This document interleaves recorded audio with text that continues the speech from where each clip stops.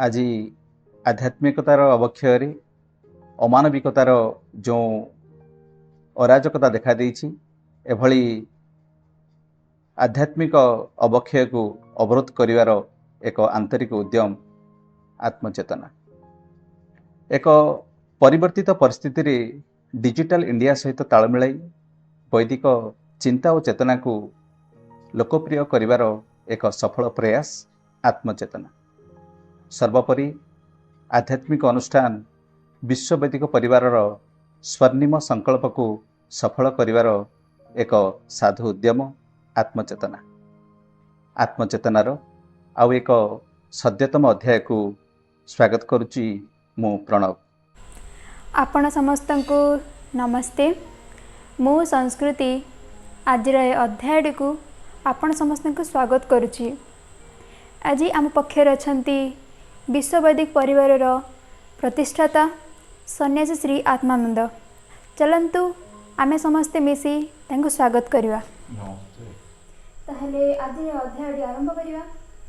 प्रथम प्रश्नटी होची आत्मा बुद्धि मन और इंद्रिय मानक मध्य कौन संपर्क अछि? आमर अंतर्जगत संबंध ए प्रश्नटी अत्यंत महत्वपूर्ण। साधारणतः आमे माने बाह्य जगत संबंध विशेष ज्ञान अर्जन करुछु, किंतु आमर अंतर्जगत संबंध आमे विशेष किछि जानि पारुना। तेबे आमर अंतर भितर कौन होउछि बा कौन अछि, अंतर्जगत रे कौन कौन तत्व रही से संबंध जानिबा निहाती आवश्यक। तेणु प्रश्नटी निश्चित भाव में स्वागत योग्य। प्रथम कही रखे जे आमर अंतर्जगत रे बा आमर अंतर रे जो तत्व रही से तत्व मान भितर आमर होची मुख्य तत्व होची अंतःकरण। अंतःकरण होची चारि भाग विभक्त, गोटे तत्व किंतु चारि भाग विभक्त। सेथि मध्यरु मन एवं बुद्धि संबंध प्रश्न आछि। तेणु अंतःकरण जो चारि भाग रही से आमे वर्तमान आमर आलोचना हब मन और बुद्धि। यह छड़ा इंद्रिय मान संपर्क में प्रश्न आछि एवं आत्मा संपर्क में प्रश्न आछि। ताल वर्तमान मु आत्मा बुद्धि मन एवं इंद्रिय मान संपर्क में किछि कहिबी। मोर आशा समस्त या ग्रहणी हब। प्रथम है मन। मन होची एक जड़ पदार्थ, यार कौन सी जीवन नहीं, निर्जीव। तेबे मन निर्जीव हेले मध्य से चेतन आत्मा द्वारा परिचालित। चेतन आत्मा तार निजर चेतना शक्ति बल मन को सक्रिय करे। नष्ट मन संपूर्ण भाव में जड़। बर्तमान देखिबा जे मनर भूमिका कौन। आमर अंतःकरण भितर शरीर मध्य मनर भूमिका कौन। शरीर मध्य मनर भूमिका अत्यंत रहस्यपूर्ण। सेथि मध्यरु प्रथम कहिबी जे मनर काम हला भूमिका हला से सर्वदा मनन करिवो, से संकल्प एवं विकल्प करिवो। अर्थात जे कौन सी काम करिया पई से कामना करिवो, किंतु से जो कामना करिवो से कामटी से करिवो किंबा नाही, करिवो किंबा नाही, एभली द्वंद्व रे रहे। से केबे हेले कौन सी गोटे काम करिवो ए संबंध शेष निर्णय नहीं पारे नाही। तेणु तार काम हला संकल्प विकल्पात्मक मन, जहाँ तार व्युत्पत्ति कह जाउची। तेणु से सब बेले एभली भावना करिवो जे मु आज ए मिठे खाइबे कि नहीं, किंतु खाइब कि नहीं मन मन से निष्पत्ति नहीं पारे नहीं। खाइबी ना नहीं, खाइबी ना नहीं, खाइले भल हो कि नहीं कि कौन खराब हम, एमती सब द्वंद्व रहे।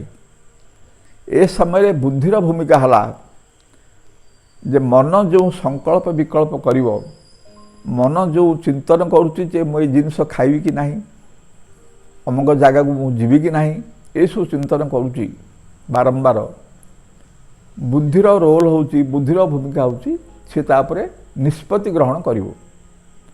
से जेमती भाव में निष्पत्ति करिवो मन से भली भाव में काम करिवो, अन्यथा से निज इच्छा किसी करिपारिबो नाही। तेणु जदि बुद्धि कहब हो किसी असुविधा नहीं, तू मिठेई खाओ, ताहले मन मिठेई खाइब। कौन स्थान जाई जीव खाए को हबनी, जदि बुद्धि ताको कहूची खाए को हबनी ताहले से खाइबनी। तेणु बुद्धि ए निष्पत्ति नेउथुवा जोगु संस्कृत रे तार व्युत्पत्ति होची, संज्ञा होची जे निर्णयात्मक बुद्धि। से सब तार निर्णय करो, यहाँ हूँ बुद्धिर काम। से निज बुद्धि चिंता करिवो जे मिठेई खाइबाटा भल हबो किंबा खराब हबो। से निज विचार रे निज चिंता करिवो, निजर जो बुद्धि सी तार ना तो बुद्धि, तेणु से बुद्धि प्रयोग कर ठीक करिवो जे एटा जीवाटा भल हबो ना नहीं, एटा खाइबाटा भल हबो ना नहीं, यह कहबाटा भल हबो कि नहीं। से ठीक कर सारा परे से मन को निर्देश दब जे काम करे किंबा नहीं। कर सारा परे से जहाँ निर्देश दब मनर से भूमिका होची जे से इंद्रिय मान को सांगे सांगे निर्देश दब। मनर अधीन रे इंद्रिय माने अछंती, 10टी इंद्रिय है। तेणु से सांगे सांगे सी कहबो जे तमे मिठेई खाओ, बुद्धि निर्देश देला मन को, ताहले मन इंद्रिय मान को आदेश दब। से इंद्रिय क्या दब, पार्टी की दब, हाथ को दब, हाथ में नहीं पार्टी खाइब ना। तेणु पार्टी बा आमर जो स्वाद इंद्रिय जिभा, यहाँ हूँ स्वाद इंद्रिय एवं हाथ हूँ गोटे आमर कर्मेन्द्रिय। तेणु से कर्मेन्द्रिय हाथ एवं स्वादेन्द्रिय पार्टी जिभा आपको निर्देश दब, से अनुसार एमाने मिठेई खाइबे। तेणु ये भितर आम विचार कले, आम आलोचना कले जे बुद्धिर अधीन रे आत्मा, भूल कहली, बुद्धिर अधीन रे मन एवं मनर अधीन रे 10 इंद्रिय गण रहिले। से 10 इंद्रिय रहिले एमानଙ୍କର काम होची जे मनर निर्देश को पालन करिबा। मनर काम होची बुद्धिर निर्देश को काम करिबा। अर्थ बुद्धि अधीन रे मन, मन अधीन रे इंद्रिय माने। आत्मा मनर बिना निर्देश रे इंद्रिय माने कौन सी काम करि परिबे नाही। आमे वर्तमान जानिले जे इंद्रिय माने किम तांगर निज कर्म संपादना करंदी मनर निर्देश रे, एवं जानिले मन बुद्धिर निर्देश रे केमती से तार मन इंद्रिय मान को निर्देश दिए काम करिया पे। तार तो गोटे काम करिया पे बुद्धि, मन एवं इंद्रिय मानकर जो रहू भूमिका रहला से संबंध आपण मैंने शुणिले। तापर है आत्मा। तेणु आम बर्तमान मुख्य स्थल को जीवा जे मु पूर्वर कही मन हूँ गोटे जड़, यार कौन सी जीवन ना, जीवन ना, बुद्धि भी जड़ एवं इंद्रिय मान भी जड़।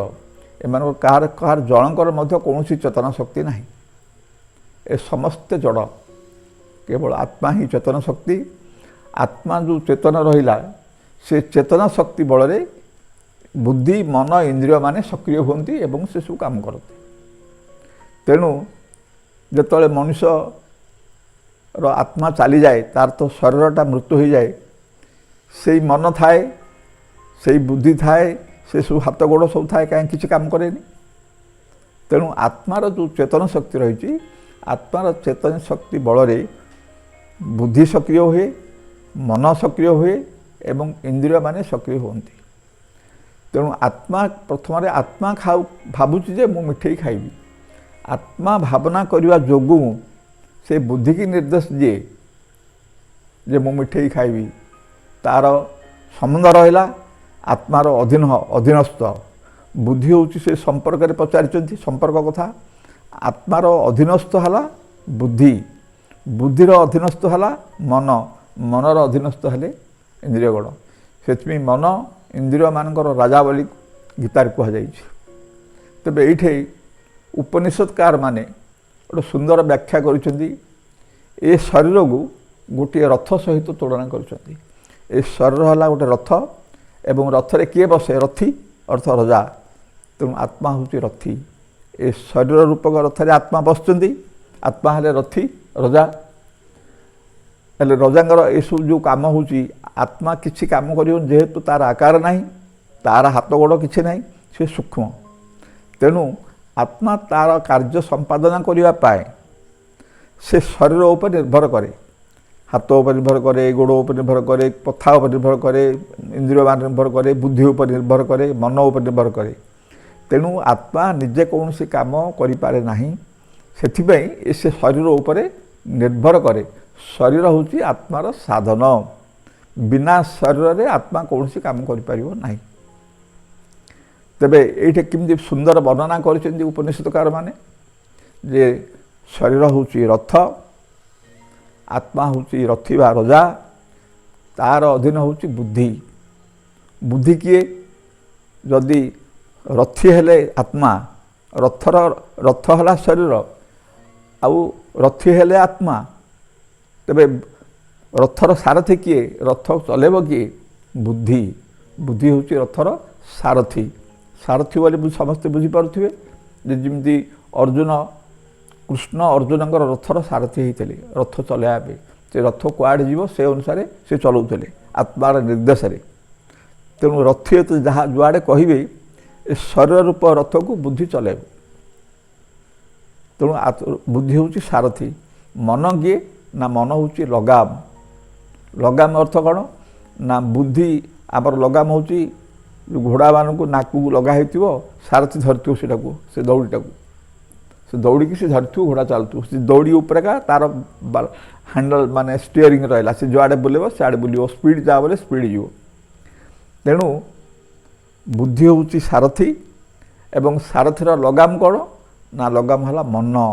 ମନ ହେଉଛି ଏଇଠି ବୁଦ୍ଧିର ଅଧୀନସ୍ଥ ଲଗାମ। ମନ ବୁଦ୍ଧିର ଅଧୀନରେ। ସେ ଯେମିତି ଚଲେଇବ, ଯେମିତି କହିବ ଲଗାମ ସେମିତି ଚାଲିବ। ସେ ଅନୁସାରେ ଘୋଡ଼ା ହେଲେ କିଏ? ରଥର ତ ଫେରେ ଘୋଡ଼ା ଲାଗିବାକୁ ପଡ଼ିବ। ତେଣୁ ଏ 10 ଇନ୍ଦ୍ରିୟ ହେଉଛନ୍ତି 10ଟି ଘୋଡ଼ା। ଏ 10ଟି ଘୋଡ଼ାକୁ କିଏ ଚଲେଇବେ? ମନ ଲଗାମ ଚଲେଇବ। ମନକୁ କିଏ ଚଲେଇବେ? ସାରଥୀ ଚଲେଇବେ। ତେଣୁ ସାରଥୀ ରଥୀ ହେଲେ, ସାରଥୀ ହେଲେ, ଆଉ ଲଗାମ ହେଲା ଇନ୍ଦ୍ରିୟମାନେ ହେଲେ। ଏଭଳି ଭାବରେ ସୁନ୍ଦର ବର୍ଣ୍ଣନା କରିଛନ୍ତି। ଏ ଯେଉଁ ଉପନିଷଦୀୟ ବର୍ଣ୍ଣନା ମୁଁ କହିଲି, ଏଇଟା ମୁଁ କହିବାର ଉଦ୍ଦେଶ୍ୟ ହେଲା ସେ ପ୍ରଶ୍ନକର୍ତ୍ତା ଯାହା ପଚାରିଛନ୍ତି ସମ୍ପର୍କ କ'ଣ, ଯେ ଆତ୍ମା ସହିତ ବୁଦ୍ଧିର ସମ୍ପର୍କ, ବୁଦ୍ଧି ସହିତ ମନର ସମ୍ପର୍କ ଏବଂ ମନ ସହିତ ଇନ୍ଦ୍ରିୟମାନଙ୍କ ସମ୍ପର୍କ। ତା ଅର୍ଥ ଯେକୌଣସି କର୍ମ ସମ୍ପାଦନ କରିବାକୁ ହେଲେ ଛୋଟ ହେଉ କିମ୍ବା ବଡ଼ ହେଉ, ଆତ୍ମା ପ୍ରଥମରେ ନିର୍ଦ୍ଦେଶ ଦିଏ। ଆତ୍ମା ଚାହୁଁଛି ସେ ଆଜି କୌଣସି ଗୋଟେ ଦର୍ଶନୀୟ ସ୍ଥାନକୁ ଯିବ, ତାହେଲେ ସେ ବୁଦ୍ଧିକି ନିର୍ଦ୍ଦେଶ ଦେବ। ବୁଦ୍ଧି ସେ ଅନୁସାରେ ମନକୁ ନିର୍ଦ୍ଦେଶ ଦେବ ଏବଂ ମନ ଇନ୍ଦ୍ରିୟମାନଙ୍କୁ ନିର୍ଦ୍ଦେଶ ଦେବ। ଫଳରେ ଇନ୍ଦ୍ରିୟମାନେ ସେ କର୍ମ ସମ୍ପାଦନ କରିବେ। ବର୍ତ୍ତମାନ ମୁଁ ପ୍ରଶ୍ନକର୍ତ୍ତାଙ୍କ ଯେଉଁ ଆତ୍ମା, ମନ, ବୁଦ୍ଧି, ଇନ୍ଦ୍ରିୟମାନେ ଏସବୁ ସମ୍ପର୍କ କଥା ସେ ପଚାରିଥିଲେ, ମୁଁ ଏମାନଙ୍କର କାର୍ଯ୍ୟଧାରା ଆଉ ପରସ୍ପର ଭିତରେ ସମ୍ପର୍କ କେମିତି ଅଛି ସେ ସମ୍ବନ୍ଧରେ ମୁଁ ସମସ୍ତଙ୍କୁ ବୁଝେଇଲି। ମୁଁ ଆଶା କରୁଛି ସମସ୍ତେ ଏହାକୁ ମନେ ରଖିବେ। ବର୍ତ୍ତମାନ ପ୍ରଶ୍ନର ଉତ୍ତର ମୋର ଶେଷ ହେଲା। ବହୁତ ସୁନ୍ଦର ଉତ୍ତରଟିଏ। ଏହି ପ୍ରଶ୍ନଟି ସହିତ ଆଜିର ଅଧ୍ୟାୟଟି ଶେଷ ହୋଇଛି। ମିଶିବା ଆଗାମୀ ଅଧ୍ୟାୟରେ। ଧନ୍ୟବାଦ।